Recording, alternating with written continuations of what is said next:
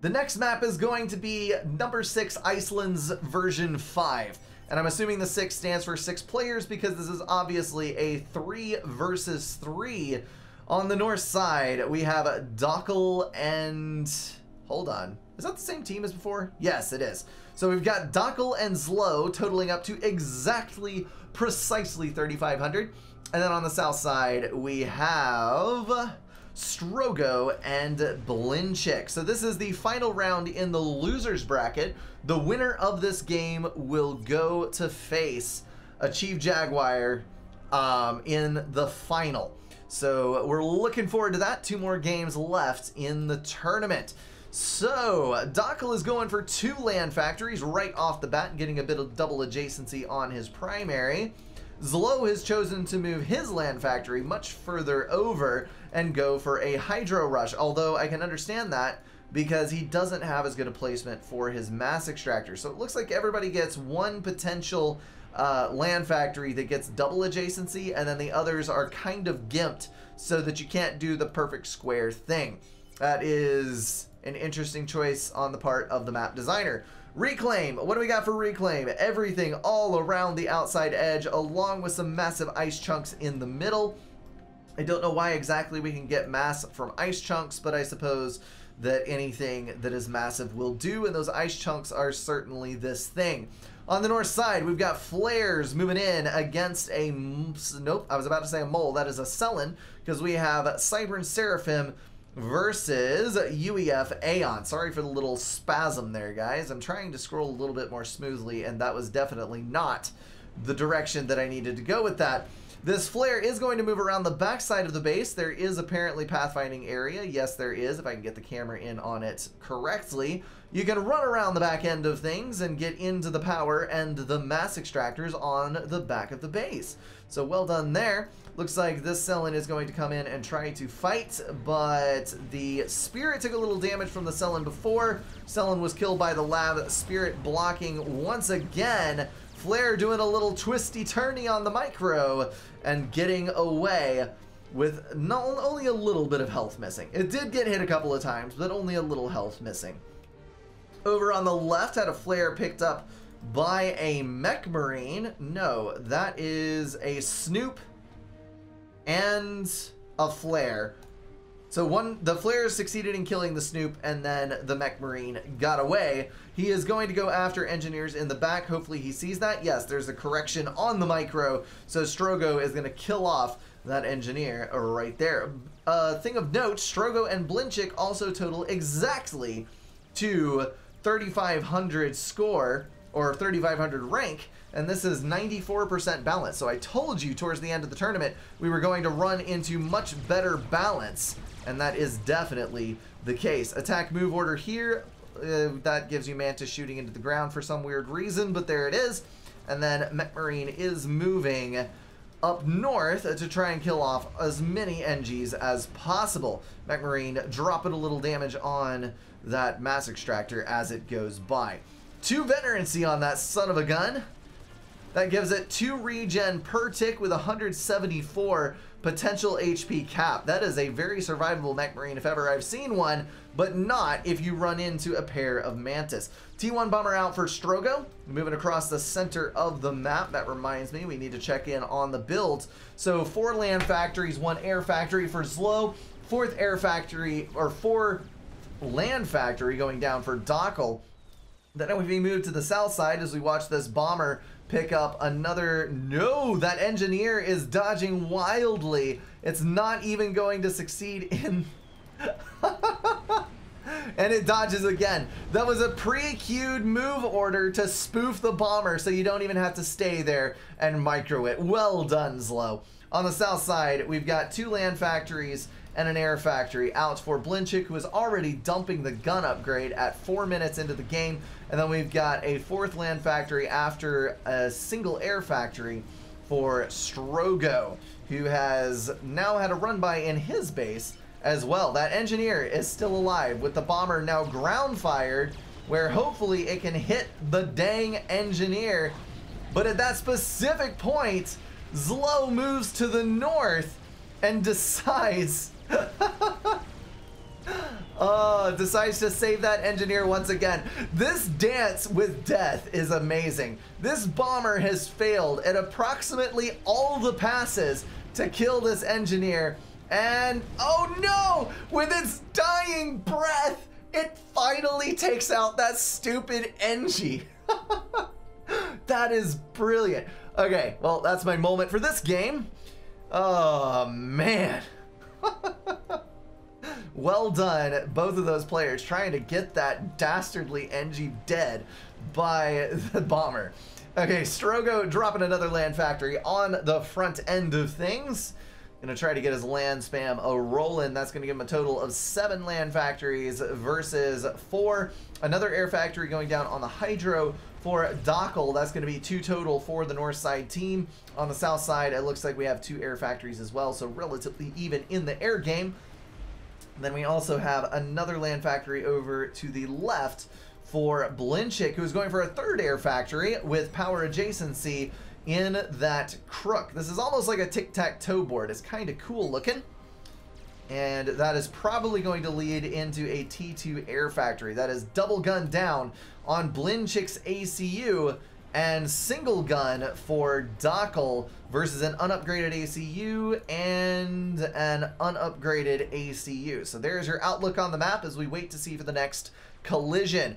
Appreciate the sub from Uzi, first time sub, and also Green Tabasco upping the donation amount by $1. You guys are freaking awesome. Thank you. Looks like Zlo is dropping a point defense, which will help a little bit with the run bys. Let's take a look at his placement here. That is, I would have placed it a little farther over because there's still an opportunity for units to run by right there. I'm not sure that anybody is going to be observant enough to take advantage of that, but still, if I'm building my PD, I like to make it as close to an edge as possible so that you get the coverage and you don't have little sneaky boys getting by. Up on the top, Dockel now engaging with that gun comm, going up versus around 18 to 20. Excuse me. Please don't let me get the hiccups in the middle of this. Going up against 18 to 20 tanks.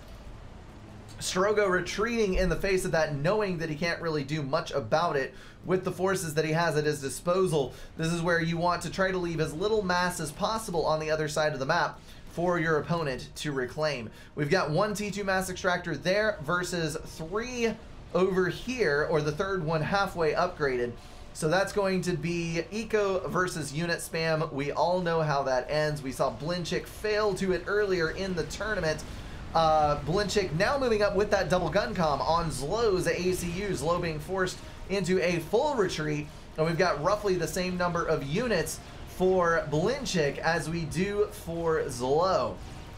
So that is going to definitely favor Blinchik, having those upgrades on the commander. Meanwhile, in the center, Strogo, some of those units that were missing went up the middle, and they're now attacking a group of engineers.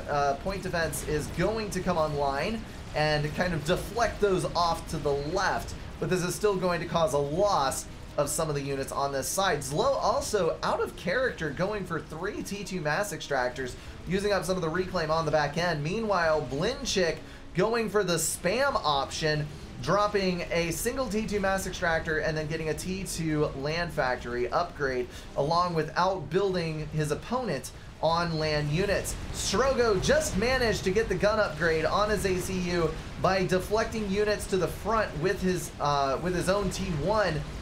That was very close, and he did end up coming into a disadvantage in unit count, but since he does have the gun upgrade, he will be able to counter Dockel fully. That's 1 vet on the Cybern ACU, total of 21 regen versus 10. So this ACU will be able to wade into the fight more quickly after losing a lot of HP, but this is still close enough that Dockel will not lose his base. Checking in on the north once again, that is going to be a T2 mass extractor down, thanks to the T1 in the back. And power generator is going to survive. Units moving off to the left, going to kill off those engineers that are reclaiming on that side. Blinchik has now successfully moved past Zlo's crook, and we've got another T1 point defense along with another building. Zlo right now struggling to stall the oncoming ACU. Obviously, the point defense is not going to stop it completely, but it does deal a little damage, does eliminate a couple of tanks, and helps push off the inevitable the inevitable ACU in the base problem. I am at a loss for words there on that. Looks like Dockel gave up on the assault. I was trying to watch the left-hand side a little bit to see how this was going, and I don't really know why he pulled back. Strogo does not have as many units, although Dockel is a ways away from his build power, so this might... Oh, holy mother of build power scaling.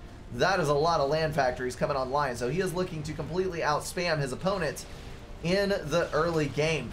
Strogo heavily damaging that ACU, 7,500 HP versus 9,300. In a straight-up comm battle, they would still mutual KO, but it is getting closer. Meanwhile, on the north side, Blinchik pushing up against Zlo, causing serious issues, finally pushing into the right side expansion. So now all of this economy is going to fall, and Zlo's going to be put at a severe disadvantage on mass income. He does have a T2 factory up. He's going to control K the T1s, reclaim that mass to try and get his economy built back. And on the left, let's get a factory count on this. Dockel is running 11 land factories versus Strogo, who is on 9. So 2 additional land factories. And we've also got some heavy... Nope, that is not assisting, and all the factories are not turned on. So I take back what I just said. Dockel is obviously going to outproduce due to the fact that he's actually building things with his land factories. Blinchik falling back slightly with the ACU. Probably going for denial on this area again. Meanwhile, we've got artillery pounding away at the point defense on the right side pair of mexes. And now these are going to get swept. Well done indeed. On the left, Strogo's starting to make progress. Dockel, I think, made a critical error not spamming 100% of the time on all factories, because he had an advantage early on in the game, and it has slowly slipped away as Strogo has caught up on unit count. Now the entire center of the map is held by the south side team. That gives them an additional group of mass extractors. Looks like 1, 2, 3, 4, 5 mexes that are available to the players that hold the middle. Although Strogo is now looking a little bit beleaguered. All those mantis swarmed back down from the north. They were dealing with the units behind the base, and now they've added their strength to the forces at Dockel's side. Dockel overcharging at that point defense, only dealing a small amount of damage. This is where you really need that energy storage so you can get the single overcharge on the PD. Strogo having to fall back, and now he's lost all of his units. He is surrounded. 1 veterancy at 8,000 HP, 16 regen on the commander. I don't know that Dockel has enough units to kill the ACU, but he's definitely forced Dockel is forced Strogo into a bad position. The PD may save Strogo as it eliminates a handful of mantis, 9 kills on that PD, and now we're starting to see a resurgence of the gray. But on the north side, we've still got multiple factories paused. Nothing going on with the majority of those. That is due to the lack of resources. However, if all of these engineers that are idle would just bite into the reclaim on both sides, he'd be able to run all of those factories wide open. I do see why they're paused now. I understand that he is stalled on mass, but there are things that you can do to solve that problem. Little bit of shenaniganery from Zlo. He has built a group of wall sections that looks like a point defense. If we go over here and look at Blinchik, nope, he has it scouted, so that is not going to spoof everyone. Although if you weren't looking closely enough and you are in the strategic zoom, you might not see the fact that there isn't a point defense there, and you may still waste a click and some artillery fire trying to kill it. Over on the left, Dockel struggling to hold still. It looks like Strogo is ready to push again as his unit count has caught up. He also has T2 up in the front. Sparky dropping a triad for area denial. Now this triad will be able to hit the majority of this space, only a small little section over to the left that's remaining unguarded, and that'll give him something to retreat to and kill off extra T1 units on that side.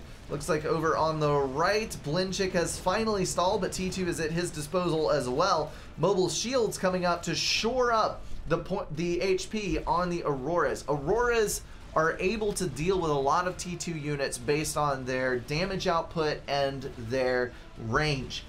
What they lack is HP. And if you're an Aeon player struggling to do the T3 rush, something that can lend a little extra life to your T1 phase is just dropping a handful of mobile shields to mix in with your Auroras. It gives you the extra HP, it negates an overcharge on the shield, although obviously with energy storage and equilibrium mods, since you have increased damage output, you could overwhelm the shield quite easily. But that will help protect your T1 units as you make the quicker shift to T3, although it looks like flak is being built and no T3 shift is in place. Blinchik at 43 mass per tick is behind Strogo.